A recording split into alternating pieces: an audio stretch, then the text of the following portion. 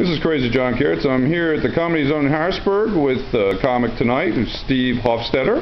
And Steve, maybe you could tell us a little bit about yourself, where you're from, and how long you've been doing comedy. I am from New York City. I've been doing comedy 8 years now as a full-time job, and was dabbling in it before then. I guess I turned pro when I graduated, lost my Olympic eligibility, and if you want to know more, Google it. Google will correct you on the spelling of my name, so don't sweat it.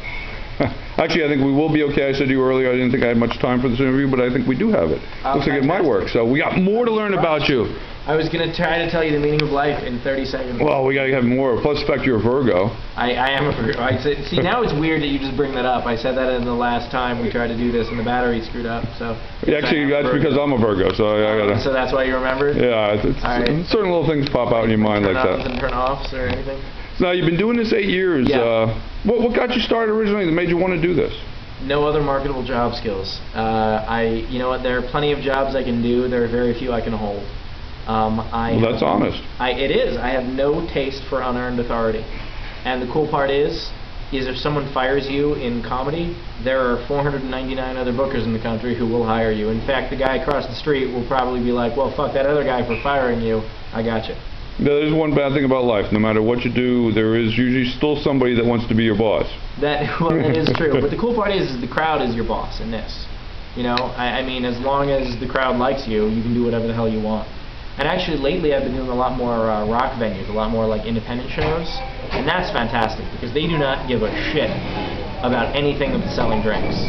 And so once the crowd is there and having a good time, I'm allowed to do whatever the hell I want. There's no one afraid of like, well, don't be too dirty, don't be too edgy, don't be too dark. You be the comic that you're meant to be.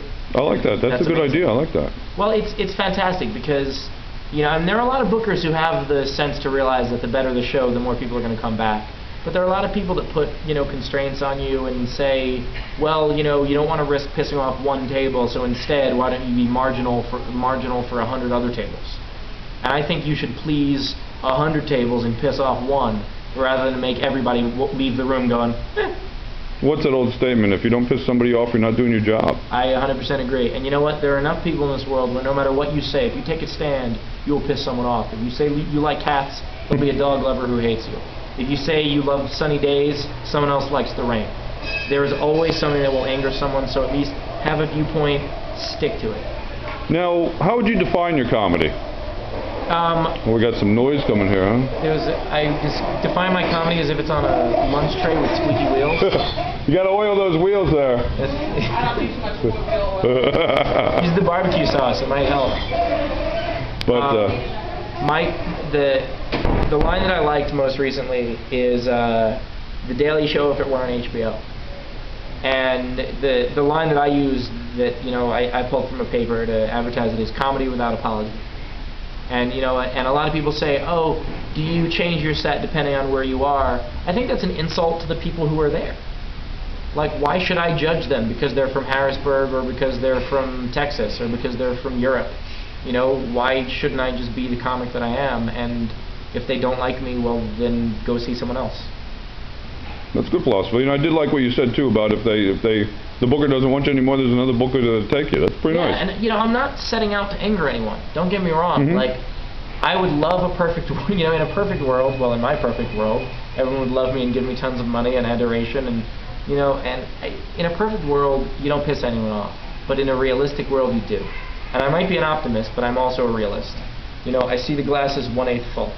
Like, I think no matter how sucky things get, it's going to get better, but let's be realistic, things can be sucky. And so I've done gigs where I've been there and I've been invited back, but it's not a gig I'm comfortable with. And I would rather not risk hurting that gig for that person, because if they believe that their audience needs 40 minutes of cats and dogs or different, then let him give that. But I can't be the one to give it. I gave up on doing Christmas parties a long time ago. So now, a question I like to ask people sometimes is, Sure. Where would you like to be in, say, 2 to 5 years? Where would you like to see your future and your career going? Ever forward. I've now gone from, you go up levels. You go open mics and coffee houses to comedy clubs. and then small comedy clubs to big comedy clubs. And now I'm at the point where I'm at big comedy clubs in the rock venues and a couple of theaters, you know, and I just want it to keep getting bigger and better, and I want to reach more people, you know, but there are some venues that I will do till the day I die. Even if I become, you know, Jerry Seinfeld rich and George Carlin famous, which will never fucking happen, but, you know, were that ever to happen... Well, you never know, though. Well, but the two don't usually come you know, but even if that were to happen, there are still some venues that have been so cool and so wonderfully supportive that I will play for the rest of my life, no matter how big things get. So as much as I want to hope that things move up to the theater level, there are some clubs I'll always do. I'll tell you, one thing I've noticed playing music and stuff is you can never really predict how a gig's going to go depending on the venue in the area. Sure. You can go into a super great venue and have a horrible gig, or go into a dive and have a fantastic it's the ambiance. It's the same reason that if I take, you know, if I go out, you know, if I go out and I bring, you know, my 3 closest friends and my fiance, we can have as much fun at the shittiest bar in the world, or, you know, or the most fantastic restaurant, or sitting on the hood of a parked car, because the people is what makes your time, and that's the same thing with the gig. You know, I mean, some of these rock venues, I mean, you're a musician, I'm sure you know, some of these are, you know, beer on the floor, shit on the walls, and actually some of those are my most favorite. Yeah, exactly. The crowds are fantastic. So the ones where they paint the walls black because they don't really do anything other than just paint the walls black. Exactly, because they paint the walls black so they get stained less. You know? So it's harder to see the hole that was put in through someone's fist. You know, it's the people, and I love what I do. Like I said, I don't love every minute of it, but I love it for the most part. Like anything, it's a lot more work than people realize. That's the thing. Sure. A lot of people think that, like, oh yeah, you work 45 minutes a day. No, 45 minutes I'm on stage, that's vacation. The 45 minutes I'm on stage is the best part of the day. You know, the work is getting your name out there and responding to emails, and, you know, every little, we're so connected now that I spend most of my day talking to fans, talking to people who, you know, and when I say fans, you know, I don't necessarily mean, you know, they're out there with a sign at the airport when I touch down. I mean, they have a question for me, you know. They send me an email with a question, and the least I can do is respond. You know, and I think that, I hope that I always do that. Speaking of fans and being in touch with them, what are your websites and MySpace pages for people to get a hold of you and see your schedule and see what you're up to? The easiest way to find, and actually, you know what, if you go to picksteve.com, I'll give you a little code. A lot of my shows are listed on there with little, you know, you use a promo code. If you use Steve10, you can get into any show on that list for $10. So a lot of them are $17, $20, $25. You can get on any show. So you go to picksteve.com with code Steve10. It's $10 any show.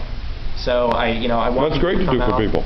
Sure. I mean, I want people to come out, and you know, I would rather them come out than, you know, download my stuff illegally. So, you know, so if I can save them a couple bucks, maybe they'll buy an album. Well, I'll tell you what, Steve, I'll let you go. Anything you'd want to say to the people out there in closing? I don't know if you're watching this, but I guess you are if you're listening to this. Exactly. For the 4 of you on YouTube, you know what? There is nothing like a live comedy show. And you can watch Comedy Central all day, and you can watch YouTube all day. There is nothing like being part of a live show and sharing the experience. Laughter is communal. It always will be. And you laugh more. You don't laugh out loud when you're home by yourself, unless you're a little weird. For the most part, laughing out loud is a communal experience. So come out to a live show, whether it's mine or whether it's someone else's. It's a better experience than watching at home. Well, thanks, Steve, and wish you lots of luck in your career, and hopefully we see you with some specials on TV soon. It sounds good. Fingers crossed.